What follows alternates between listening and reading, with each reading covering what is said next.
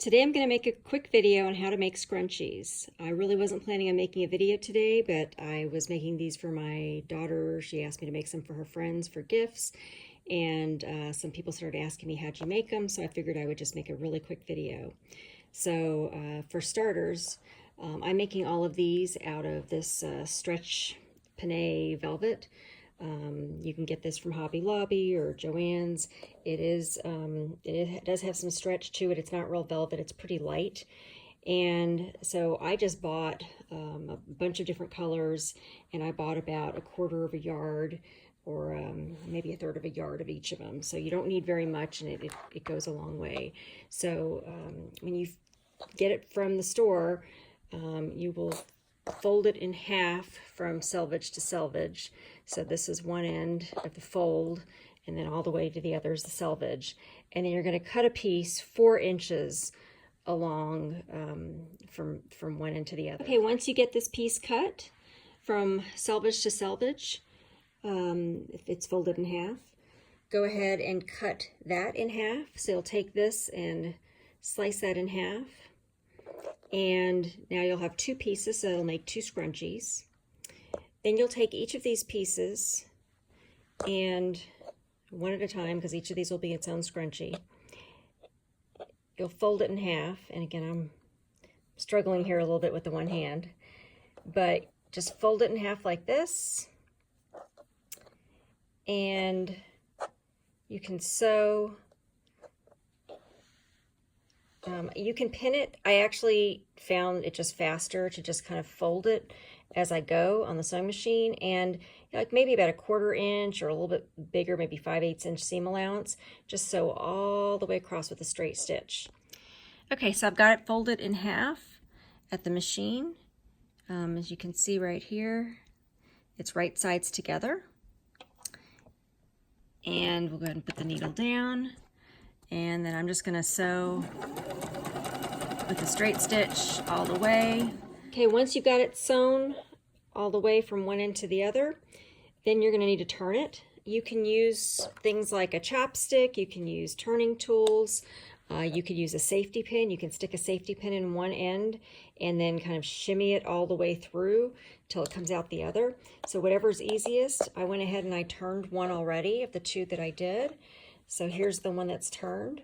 And then I take a piece of 1/4 inch wide elastic, and I'm going to stick a safety pin through both ends.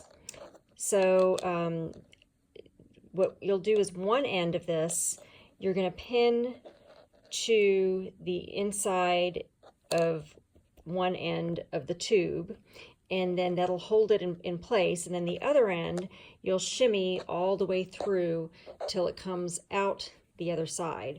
But before you do that, take a marker and mark a dot so that you can tell which side you're working on, so you can keep it flat. And this way you'll know when you're attaching one end to the other that you're not twisting the elastic. Okay, so here's one end pinned to the fabric on one side. The other piece of it is in here, and I can feel the other safety pin. I'm going to use that and pull this all the way through and pull it out the other side. Okay, now I've pulled it all the way through, and I've got this other piece here. I'm going to take both safety pins out, and very carefully so that it doesn't slip. And then I'm going to take it to the machine, and I'm going to sew both of these pieces of elastic together. Okay, with the fabric pushed out of the way, I have the 2 pieces of elastic, 2 ends of elastic overlapping each other. I think you can kind of see there.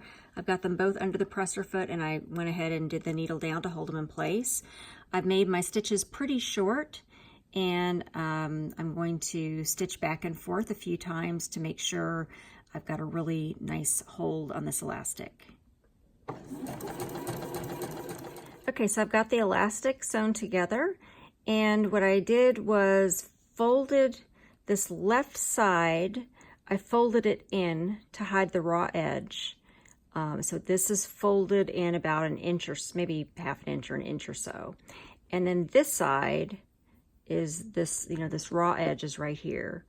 And I'm going to tuck this raw edge into the folded over edge right here. And so it's completely hidden. And then I'm going to put it back under the presser foot, and I'm going to sew a straight stitch all the way across. Now, the other way you could do it is you can use a needle and thread and hand sew these two together with the ladder stitch. I just find this to go a lot faster, and really with this kind of fabric, when it's done, you really almost can't see as long as you match up the fabric or match up the thread. Okay, so I've got the right side, which is raw edge, tucked into the left side, which is folded. And now I'm just gonna sew all the way across from one end to the other.